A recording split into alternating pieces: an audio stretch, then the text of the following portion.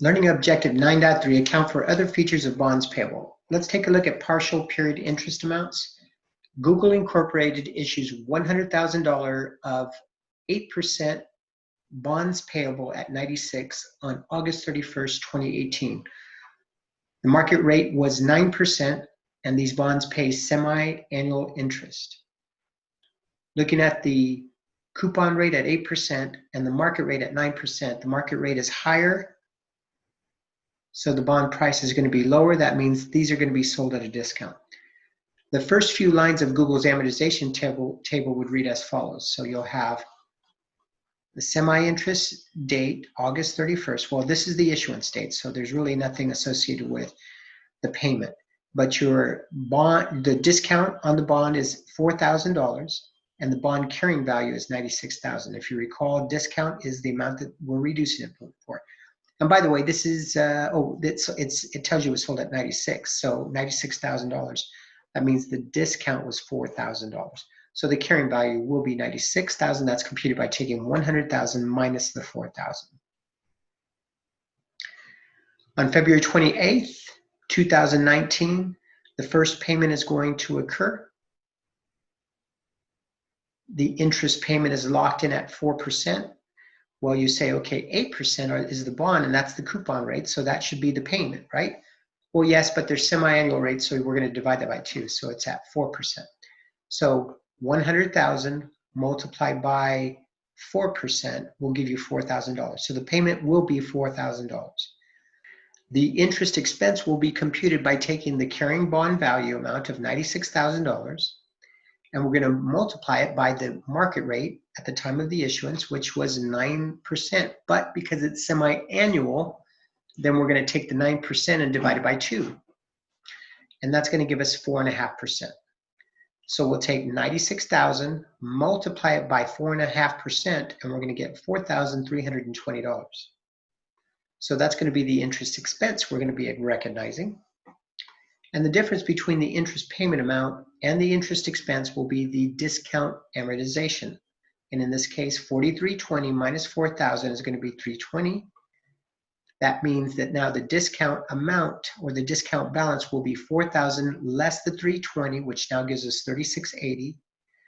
And then the bond carrying amount will be 100,000 minus the 3,680, which will give us $96,320.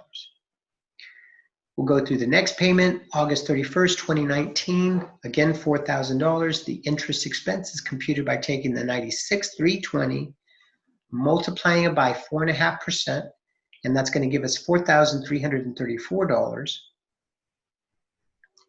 The difference between the interest payment and the interest expense will be the discount amortization of $334, and then the $3,680 from the previous discount account balance less the $334 discount amortization will give us $3,346. That's the discount remaining.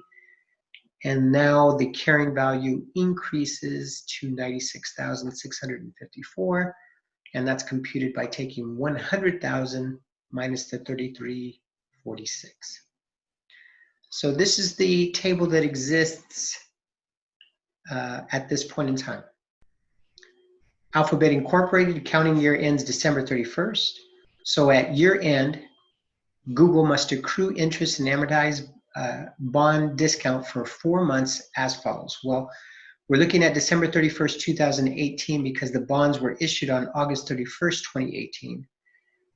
Now the first payment isn't going to occur till February 28th of 19, but we have to accrue for interest and adjust the discount through December 31st, 2018. So how do we do that? On December 31st, 2018, we're going to recognize interest expense.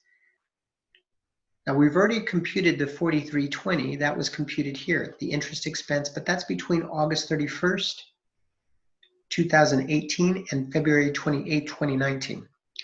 So we have $4,320, but that is for 6 months. And what we're talking about is September, October, November, and December. We're talking about 4 months. So to make our lives easier, we're going to take the 4,320 and just prorate it between the months. And we do that by taking the 4320 and multiplying it by 4 divided by 6. The total amount is for 6 months. Well, there's 4 months we need of that 6 months, so it's 4/6. 4320 multiplied by 4/6 will give us 2,880.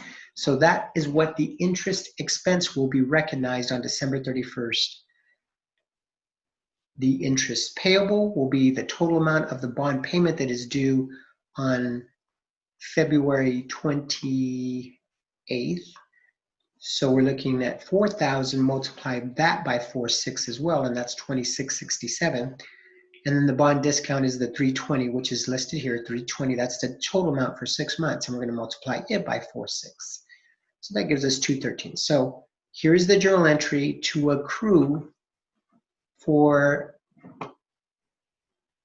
the amount of interest that needs to be expensed as of December 31st. Now, on occasion, a company will retire bonds before they mature. And the question is, why? And so the reasons to retire early may be to relieve the pressure of high interest payments. Let's just pay it off so that we don't have to worry about these payments anymore. May be able to borrow at a lower rate. So just like a house, if your interest rate is pretty high or relatively high at the time, you might decide to go ahead and refinance your house. Well, same logic. If the bond's interest is too high and there's lower rates out, we might decide to do that. We have what are called callable bonds. And the callable bonds mean that the issuer, meaning the company, may pay off the prearranged price whenever the issuer chooses. Now, just so that we're clear, when the bonds are first issued, they have to be identified as callable. So the investor knows, well, I'm going to buy this now, but the investor has to know that the company has a right, because that's part of the agreement here, to call these bonds at any point in time in the future. Now, when a company does do this, they may create a gain or a loss. As an example, Southwest has 300 million of debenture bonds outstanding.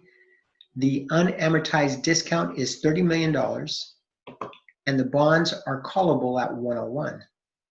So not only do the bonds have to be identified when they're issued as callable, but you also identify at what price they'll be callable at. So in this example here, the company is committing to calling them at 101, 101% of the par value. If the market price of the bond is 99, and that comes from the general market interest rate, whether that's up or down, but apparently interest rates are up, so the market price of the bond is at 99, it has gone down. Will Southwest call the bonds at 101 or purchase them for 99 in the open market? So they have a choice now. They can call them at 101 or just buy them back out of the market. It's as good as they're not out there anymore. So we'll run through some computations step by step. Looks like we have, and this is all in millions, so your column here is listed as in millions. The par value of the bonds being retired, in this example here, it is 300 million.